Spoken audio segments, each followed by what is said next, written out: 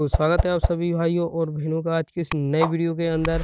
आज की इस वीडियो में हम देखने वाले हैं इकाई नंबर 5 द्रव की अवस्थाएं, कक्षा 11वीं अध्याय 5 का जो उत्तर है सभी देखने वाले हैं प्रश्न बैंक का। तो आज की इस वीडियो में हम देखेंगे ये जो आपके सभी प्रश्न हैं मतलब अध्याय 5 के जो सभी प्रश्न हैं रसायन विज्ञान के, इन सभी प्रश्नों के उत्तर हम आपको बताने वाले हैं। तो वीडियो को एंड तक जरूर देखिएगा और वीडियो पसंद आए तो फिर समझ ही गए होंगे क्या बोलना चाहता हूँ। और यहाँ से प्रश्न क्रमांक 19 तक हम यहाँ पर देखेंगे और इन सभी के उत्तर आपको हम बता देंगे और एक एक से लिख लीजिएगा और याद कर लीजिएगा। इसी में से पूरा पेपर आने वाला है और हम बाकी यूट्यूबरों की तरह ये आपको गुमराह बिल्कुल नहीं करेंगे, बिल्कुल पूरे आंसर एक ही वीडियो में बताएंगे और आपको दिखाएंगे और आप लिख लीजिएगा एक एक से। तो चलिए अब हम वीडियो को देख लेते हैं, मतलब उत्तर देख लेते हैं। तो यहाँ पर आप देख सकते हैं पहला प्रश्न दिया हुआ है। पहला प्रश्न का जो आपका आंसर है आप देख सकते हैं यहाँ पर हमें यह ज्ञात करनी है न्यूनतम दाब की आवश्यकता क्या होगी, ज्ञात करनी है। तो यहाँ से आप देख सकते हैं बिल्कुल यहाँ से हमें यहाँ पर 2.0 बार 2.5 बार यहाँ पर आंसर हमारा निकल के आ जाएगा। उसके बाद यहाँ से यह बॉयल का नियम का यहाँ पर प्रयोग होगा। तो इसको जो आप है अच्छे से प्रश्न सहित फोटो खींच लीजिए एक अच्छी सी मस्त, और यहाँ से सभी को इसको आप अच्छे से लिख लीजिएगा। उसके बाद हम क्वेश्चन नंबर 2 देख लीजिएगा। यहाँ पर क्वेश्चन नंबर 2 की यहाँ पर आप फोटो खींच लीजिएगा। क्या दिया हुआ है 35 डिग्री सेल्सियस से ताप तथा 1.12 बार दाब पर 1200 मिलीलीटर धारिता वाले पात्र की गैस की निश्चित मात्रा भरी है। यदि 35 डिग्री सेल्सियस पर गैस को 80 मिलीलीटर धारिता वाले फ्लास्क में स्थानांतरित किया गया है तो गैस का दाब क्या होगा। यहाँ पर दाब ज्ञात करना है। यहाँ पर आप देख सकते हैं, हम आगे बढ़ते हैं। यहाँ पर देखिए यहाँ पर देख सकते हैं बॉयल के नियम अनुसार यहाँ पर इसमें भी बॉयल का नियम का प्रयोग हो गया है। स्थिर ताप पर PV1, तो यहाँ पर आपको इस पता ही होगा ये जो सूत्र होता है यहाँ पर। उसके बाद यहाँ से इन सूत्र का जो मान रखने पर P का मान हमें दिया हुआ है, तो इन सभी के जो मान रखने पर हमें यहाँ पर P2 का मान निकालना है। तो सभी को एक साइड कर दीजिए और P का 2 का मान निकालना है, तो इसलिए इसको इस तरफ रख दीजिए और सभी को इस तरफ पक्षांतर कर दीजिए। तो आप मान रखेंगे और इसको यहाँ तक हल करेंगे तो आपका आंसर ये निकल कर आ जाएगा 0.8 बार। उसके बाद हम अगला देख लेते हैं। अगला प्रश्न है हमारा 0 डिग्री सेल्सियस पर ताप 2 दाब पर किसी गैस के ऑक्साइड का घनत्व 5 बार दाब तथा हाइड्रोजन के घनत्व के समान है तो ऑक्सीजन अणु का भार क्या है। तो इसका जो आंसर है घनत्व D बराबर यहाँ पर MP/RT का सूत्र लागू होगा। किसी गैस के लिए शून्य यहाँ पर स्थिरांक है, यहाँ पर R और T स्थिरांक है, मतलब नियतांक आप कुछ ही बोलते। तो N2 अणु के मतलब नाइट्रोजन अणु के लिए P बराबर 5 बार, उसके और आगे M बराबर 2.228 बाई मोल और मोल यहाँ पर मोल। आगे बढ़ते हैं तो तो फिर इसी के आगे आपको यहाँ तक अच्छे से उतार लेना है और इसके आगे यहाँ पर आप देख सकते हैं यहाँ से आपको यहाँ से सीधा यहाँ तक उतर जाएगा और यहाँ से आपका ये जो है आपका 700 ग्राम मोल पर यहाँ पर ये जो आपका आंसर निकल के आ जाएगा। उसके बाद हम आगे बढ़ते हैं। यहाँ से अच्छे से उतार लीजिएगा। यहाँ पर ये जो प्रश्न है यहाँ पर अच्छे से इसको उतार लेना है। उसके बाद यहाँ से आपका जो आंसर हो के बाद यहाँ पर हम प्रश्न क्रमांक 4 देख लेते हैं। 3.32 बार पर 5dm3 डायोमीटर M3 आयतन घेरने वाली 4.0 मोल गैस के ताप की गणना कीजिए। तो इसका जो यहाँ पर दिया गया है R का मान, तो R के लिए ये जो लागू होगा यहाँ पर। तो आगे बढ़ते हैं, आंसर भी देख लेते हैं। तो फिर आदर्श गैस के समीकरण के अनुसार लिखना है। तो PV बराबर = nRT। उसके बाद यहाँ पर इसको पक्षांतर करना है क्योंकि T का मान ज्ञात करना है, टेम्परेचर T का मान ज्ञात करना है। यहाँ पर आप देख सकते गैस की ताप की गणना कीजिए, मतलब गैस का ताप मतलब T के लिए ही T का ही मान ज्ञात करना है यहाँ पर। तो इस समीकरण में आप देख सकते हैं, तो इस समीकरण में आप टी को सिर्फ इस तरफ रखिए और बाकी सभी चीज़ों को पक्षांतर कर दीजिए तो ए आ जाएगा। और यहाँ से यहाँ पर टी का मान, तो फिर इन सभी का मान हमें यहाँ पर रखने पर, जो प्रश्न में दिया है तो इन सभी को मान रखने पर इनमें, तो इसको हल करेंगे तो टी बराबर 50 केल्विन आ जाएगा।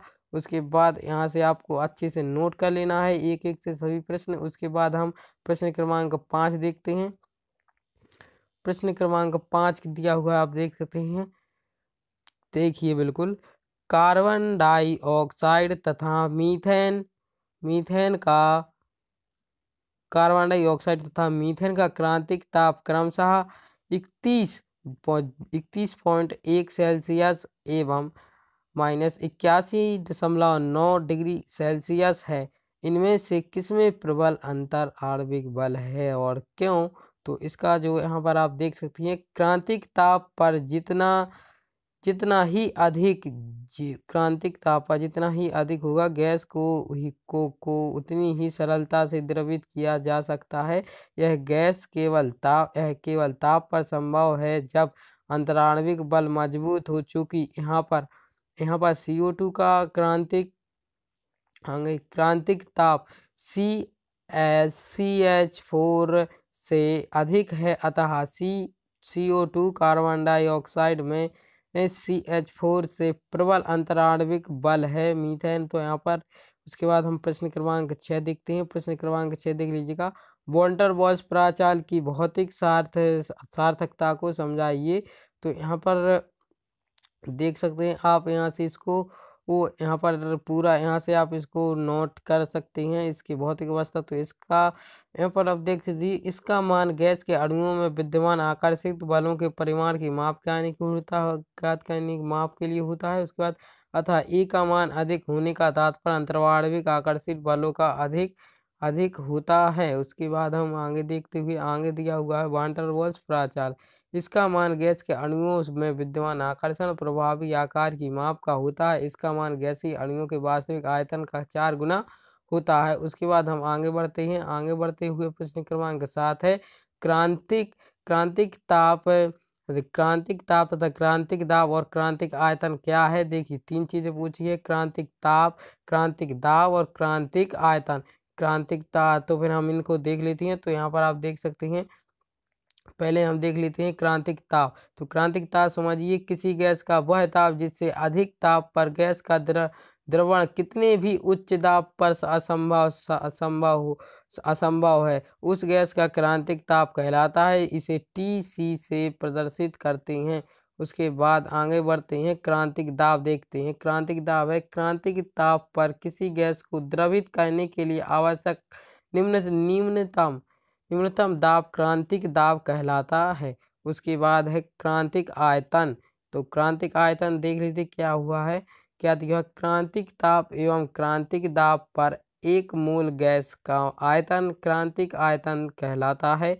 तो 1 मोल गैस का आयतन क्रांतिक आयतन कहलाता है। तो ये जो इसका आंसर है, सही आंसर हो जाएगा। उसके बाद हम आगे बढ़ते हैं।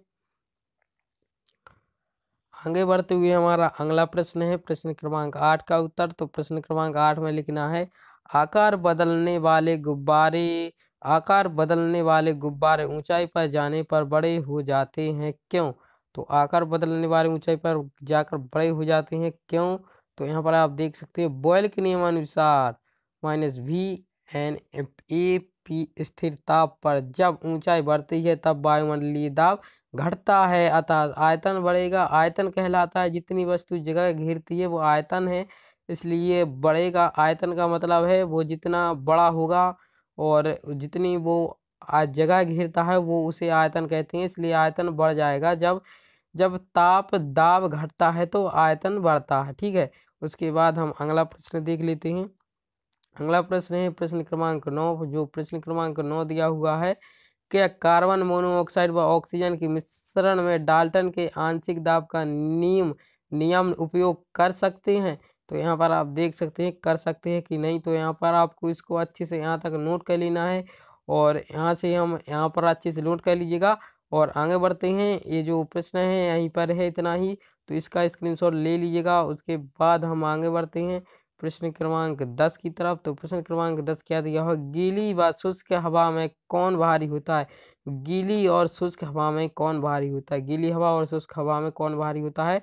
देखिए, गीली व शुष्क हवा में शुष्क हवा अधिक भारी है, क्योंकि शुष्क हवा का घनत्व गीली हवा के घनत्व के मुकाबले या तुलना में अधिक होता है। तो ये तो पता ही होना चाहिए सभी को। उसके बाद प्रश्न क्रमांक 11 दिया हुआ है, गैस का दाब क्या होगा यदि संगठन पर्याप्त नहीं होते। तो हर संगठन को प्राय कुछ न कुछ मात्रा में ऊर्जा का क्षय होता है। यदि संगठन पर्याप्त नहीं होंगे तो अणुओं की गति कम हो जाएगी, अंततः वे अणु नीचे की ओर गिर जाएंगे और गैस का दाब शून्य हो जाएगा। बस इतना ही लिख दीजिए और जय बजरंगबली बोलकर आगे बढ़ते हैं। और प्रश्न क्रमांक 12 देख लीजिए। पहले प्रश्न, गैसों से भरी पानी की बोतलों को गर्मियों के दिन पानी के अंदर क्यों रखा जाता है। अभी मेरा जो है उसके बाद है प्रश्न क्रमांक 12 का उत्तर। तो प्रश्न क्रमांक 12 का उत्तर आप देख लीजिएगा। CO2 जैसी गैसें पानी में अघुलनशील होती हैं, अतः इन्हें जल जैसी तरल पदार्थों से अत्यधिक दाब में न रखा जाता है। इन्हें गर्मी के दिनों में तापमान अधिक होने के कारण तरल की सतह से बहुत अधिक गैस के अणु उपस्थित होते हैं, जिससे बॉयल में दाब बढ़ जाता है। यदि यह दाब बहुत अधिक बढ़ जाए तो कांच की बोतल टूट सकती है, जिससे काफ़ी नुकसान हो सकता है। इससे गर्मियों में गैस को भारी जहां पानी की बोतल को रखा जाता है। ठीक है, आगे बढ़ते हैं। उसके बाद मैं बता दूं प्रश्न क्रमांक 13 है जो आपका, इसका आंसर अभी मुझे नहीं मिल पाया है यार। आपको किसी को पता हो तो बता देना, नहीं तो मुझे टेलीग्राम पर भेज देना कहीं से भी। उसके बाद ये प्रश्न क्रमांक 14 देखते हैं। प्रश्न क्रमांक 14 देखते हैं क्या दिया हुआ है। N2 का NH3 में से किस गैस के लिए वान डेर वाल्स स्थिरांक A का मान अधिक होगा एवं किसके लिए B का मान अधिक होगा। तो आप देख सकते हैं यहाँ पर सब कुछ बताया जाएगा, बिल्कुल उत्तर हो जाएगा। देखिए प्रश्न पहले का और दूसरे का। पहला NH3 के लिए का उसका मान होता है क्योंकि आसानी से द्रवित हो जाती है। उसके बाद है अगला, N2 तथा NH3 में NH3 के अणु का आकार अधिक होने के कारण इसके लिए B का मान उच्च होना होगा। उसके बाद है आगे बढ़ते हैं प्रश्न क्रमांक 15। प्रश्न क्रमांक 15 में द्रव को उसके वाष्प क्रांतिक ताप पर गर्म करने पर क्या होगा। तो देख सकते हैं द्रव को उसके क्रांतिक ताप पर गर्म करने पर द्रव तथा उसकी वाष्प के बीच की सतह की विलुप्त हो जाएगी, जिससे पृष्ठ तनाव शून्य हो जाएगा। उसके बाद हम आगे बढ़ते हैं। प्रश्न क्रमांक 16 देख लीजिए। प्रश्न क्रमांक 16 में दिया हुआ है, तापक्रम पर निम्न पर क्या प्रभाव पड़ेगा। पहला है तापक्रम पर निम्न पर क्या प्रभाव पड़ेगा। तो पहला पृष्ठ तनाव तथा दूसरा है श्यानता, तीसरा है द्रव का वाष्पित दाब। तो इस पहले हम देख लेते हैं पृष्ठ तनाव सीख लेते हैं। ताप बढ़ाने पर अणुओं की औसत गतिज ऊर्जा बढ़ जाती है और उन्हें मध्य आंतरिक बल घट जाता है। इसलिए द्रव की सतह पर उपस्थित अणुओं को द्रव के अंदर उपस्थित परमाणु क्रम आकर्षित करते हैं। तो इसका जो है मैंने पहला देख लिया है, इसी का है पृष्ठ तनाव। अब हम श्यानता देखते हैं। श्यानता देखिए क्या दिया हुआ है, ताप बढ़ाने पर अणुओं की औसत गतिज ऊर्जा बढ़ जाती है और उनकी मध्य अंतराणविक बल आकर्षण बल घट जाता है, अतः श्यानता उसके विपरीत ताप बढ़ाने पर श्यानता बढ़ जाती है। ठीक है, आगे बढ़ते हैं हम जल्दी से और आगे बढ़ते हैं। यहाँ पर अगला दिया हुआ है तीसरा क्या दिया हुआ था हमारा, द्रव का वाष्प दाब लिखना था तीसरी में। तो यहाँ पर हम तीसरे का उत्तर यहाँ पर देख लेते हैं।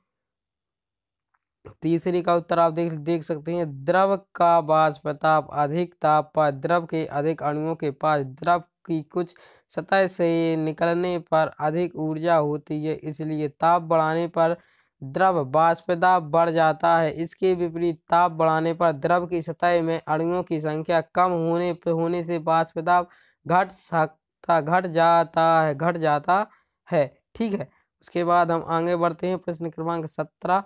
प्रश्न क्रमांक 17 में आपको लिखना है, कांच के किनारों पर गलनांक बिंदु तक गर्म करने पर गोल हो जाते हैं, क्यों। इस घटना के लिए द्रव का कौन सा गुण जिम्मेदार है, समझाइए। तो आगे बढ़ते हुए हमारे यहाँ पर आप देख सकते हैं दिया हुआ तीक्ष्ण किनारे वाले कांच को ज्वाला में गर्म करने करके चिकना बनाया जाता है, क्योंकि गर्म करने पर कांच पिघलता है तथा द्रव का बिना निकास गोल आकृति लेने का प्रयास करता है, जिसका पृष्ठ तनाव न्यूनतम होता है। उसके बाद हम आगे देखते हैं प्रश्न क्रमांक 19। प्रश्न क्रमांक 19 में यहाँ पर आपको लिखना है प्रश्न क्रमांक 18 प्रश्न क्रमांक 18 उबलते हुए द्रव का ताप ग्रंथ स्थिर रहता है क्यों? ये देख लीजिएगा, आप मन से भी लिख सकते हैं ना। तो उबलते द्रव का तापक्रम स्थिर रहते हैं क्योंकि जब द्रव का अपने क्वथनांक पर पूर्णतः पर उबलता है तब दी जाने वाली आकर्षण बल को जोड़ने पर लगातार प्रयुक्त होती रहती है, जिससे उबलते हुए द्रव का तापक्रम स्थिर रहता है। ये जो आपका सही आंसर हो जाएगा। और जितने भी आंसर मैंने यहाँ पर बताए हैं वो सभी सही हैं, एक भी गलत नहीं होगा। आपको हम पर विश्वास करना चाहिए। उसके बाद प्रश्न क्रमांक 19 ध्यान से देख लीजिएगा भाइयों, यहाँ पर ध्यान से, ये जो इम्पोर्टेंट है, भारी मात्रा में पूछा जाने वाला है। प्रश्न क्रमांक 19 देख लीजिएगा पूरा। एक प्लास्टिक की धारिता 1 लीटर है। यदि 27 डिग्री सेल्सियस से 37 डिग्री सेल्सियस तक गर्म किया जाए तो फ्लास्क से कितनी वायु निकल जाएगी? यहाँ दाब को स्थिर माना गया है। पहले तो हमें यह पता होना चाहिए कि यहाँ पर ज्ञात क्या करना है, निकालना क्या है। तो प्रश्न पढ़ते ही समझ में आ जाना चाहिए फ्लास्क से कितनी वायु निकल जाएगी, मतलब यहाँ पर V2 ज्ञात करना है हमें। यहाँ पर आप देख सकते हैं, यहाँ पर आप देखिए ध्यान से, T दिया हुआ है T1 और T2। देखो T1 दिया हुआ है 27 डिग्री सेल्सियस, T2 दिया हुआ है 37 डिग्री सेल्सियस, और यहाँ पर धारिता दी हुई है 1 लीटर। देख सकते हैं, मतलब T1 का मान दिया हुआ है 27 और T2 का मान दिया है 37 और V1 का मान दिया हुआ है 1 लीटर। उसके बाद हमें V2 और ज्ञात करना है। तो यहाँ से V2 हमें ज्ञात करना है। तो यहाँ से हम चलिए प्रश्न में आगे बढ़ते हुए और अच्छे से लिखते हैं ताकि आपको पूरे नंबर मिले। तो आपको यहाँ पर प्रश्नानुसार लिखना है। और यहाँ पर V1 का मान 1 लीटर दिया है। उसके बाद T1 का मान 27 मतलब 27 डिग्री सेल्सियस दिया है। उसके बाद T2 का मान 37 डिग्री सेल्सियस होता है। यहाँ पर T2 आपका ताप हो जाएगा, टेम्परेचर। उसके बाद यहाँ पर आगे बढ़ते हैं। यहाँ पर हमें सिर्फ आपको एवं V2 ज्ञात करना है हमें। तो मैंने यहाँ पर बता दिया कि हमें निकालना क्या है आखिर। तो V2 हमें ज्ञात करना है। तो V2 ज्ञात करने के लिए अब हमें सबसे पहले परम ताप निकालना होगा और 273 जोड़ देने होंगे इन दोनों में, तो हमारा परम ताप का मान निकल आएगा। तो यहाँ पर T1 का परम ताप का मान हो जाएगा 300 केल्विन। उसके बाद है T2 का मान हो जाएगा हमारा 310 केल्विन। आगे बढ़ते हुए हमारा अब यहाँ पर अब देखिए चार्ल्स का नियम के अनुसार, तो चार्ल्स का नियम इसमें फिट हो जाएगा। उसके बाद यहाँ पर V1 बराबर V1 बटे T1 बराबर V2 बटे T2। ये जो नियम है आपको याद करना होगा, मैंने भी याद किया था, आप भी कर लीजिए पक्षांतर करने पर। तो इसमें आपको V2 का मान ज्ञात करना है। तो V2 सिर्फ इस तरफ रहने दीजिए और इस ऊपर वाले में जितनी भी सामग्री है, जो भी है, V2 को छोड़कर V2 इस तरफ लाइए और जितनी भी सामग्री है वो सब इस तरफ ले जाइए। तो यहाँ पर हम सब इन दोनों को यहाँ पर पक्षांतर करते हुए आगे बढ़ते हैं।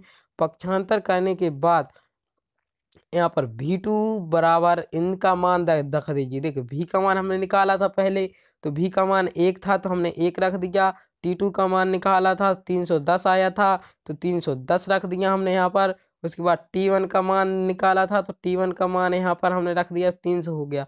इसी सूत्र में अब इसी सूत्र में क्या करना है आपको, हमने जितने भी मान निकाले हैं उन सभी को यहाँ पर फिट कर देना है और इसको हल करेंगे आप अगर, तो करके देख लेना। V2 बराबर आपका आंसर आ जाएगा 1.0333 लीटर में आएगा दोस्तों।